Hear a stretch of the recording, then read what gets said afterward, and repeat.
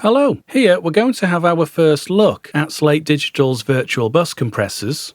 As Slate Digital's latest and eagerly anticipated VBC is finally released after around 3 years in development, deciding whether you need it or simply just want it will seem irrelevant once you've heard what it does to your mix. Although I use the word heard, perhaps a more accurate word would be experienced, because when used with degrees of subtlety, you experience a superior sonic change, as the individual instruments blend together better and, somewhat paradoxically, become more distinct too. As you use it, you'll notice that their aural focus is much sharper. Now, we do have quite a lot to get through, especially seeing as we've got 3 compressors in one plugin. So what I'll do then is create a couple of reviews, starting off here by looking at the FG Grey, the FG part of the name standing for Fabrice Gabriel, the person who created the algorithms to make this virtual bus compressors a reality. Now, this component, the FG Grey, is based on a classic British 4000 series console compressor. As you can see at the moment, I've not got a preset running. We'll come back to using presets in a moment. Now, bearing in mind you do need the power switching on, so make sure it's activated. When it's deactivated, then effectively what you are doing is you are bypassing it. Of course, that being useful when you want to compare what the actual compressor is doing to your sound. You'll know it's powered up by that little blue illuminated light there.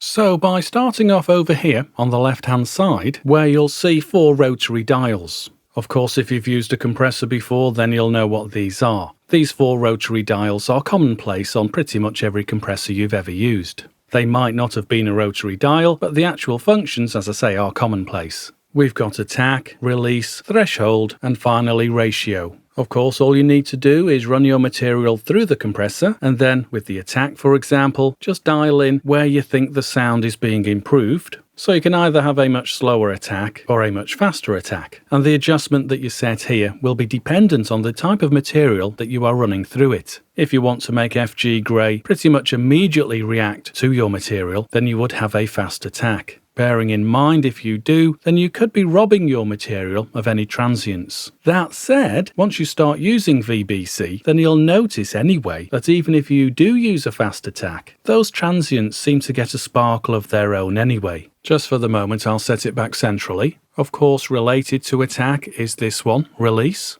Once your compressor has kicked in, whether it's fast or slow, and your material starts to be compressed, how quickly will that source material return to its original state prior to that compression taking place? Well, you would set the release accordingly, again, suitable to your material. Now, you can set this manually, as you can see, but if you want to make this automatic, then by clicking on there just above, then your release will be based on the particular preset that you use. I'll leave it for the moment so I can set it manually. And then over here we have our threshold, where we dial in the volume level at which this compressor starts to apply the effect. So if you set it to -3 dB, for example, then any momentary levels that reach into -3 dB and above will start to have the compression applied to them using the other settings that we dial in here. And again, that said, lower volume levels that don't reach this threshold will still take on very subtle degrees of the sonic signature that this FG Grey automatically imposes on it. And in fact, Slate Digital go to great pains to say, if you set your release set to auto, then the actual sound that you impose on your track will be fairly transparent, but still take on this FG Grey sonic signature. By deactivating that and doing it manually, then you are going to get a much more harsh sounding and a more hard-hitting sound, which isn't a bad thing. That might be exactly what you want. Again, dependent on the material that you are using, which is what we're going to be doing, not in this review movie, but in upcoming ones, where the track that I'll be feeding through is quite an aggressive track. Moving over here now, we have our ratio dial, which is of course the dial that we use to set by how much we want our material to be compressed. Even very low settings of 2 to 1 or even 1.5 to 1 will still impose a magical sound on your source material. It's only subtle, but once you've heard it, it's absolutely fantastic.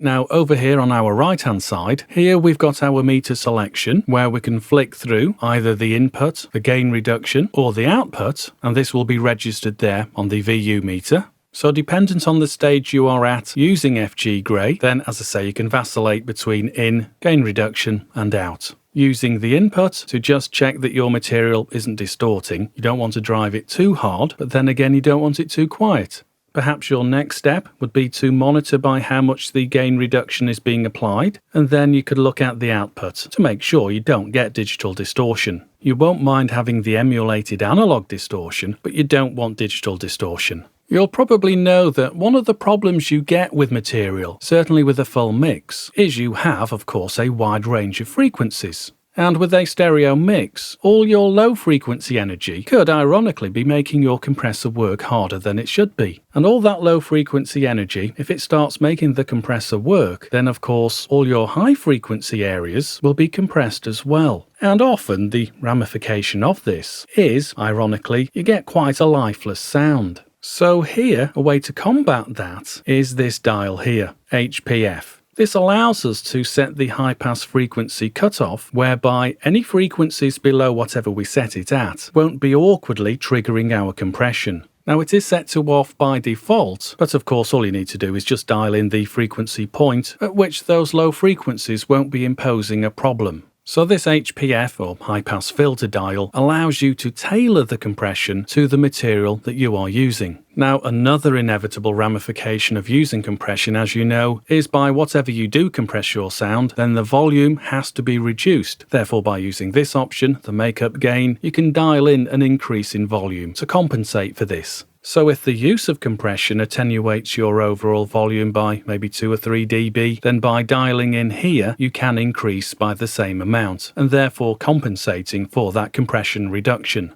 And then finally over here at the right, we have this mix dial, which contains a dry stroke wet control, which on the surface allows us to either listen to a fully compressed sound, or conversely, a completely dry sound, despite our audio running through the compressor. Now set like this at 100%, we are hearing our audio fully compressed. Dialing it down to 0% means effectively we are bypassing the effect.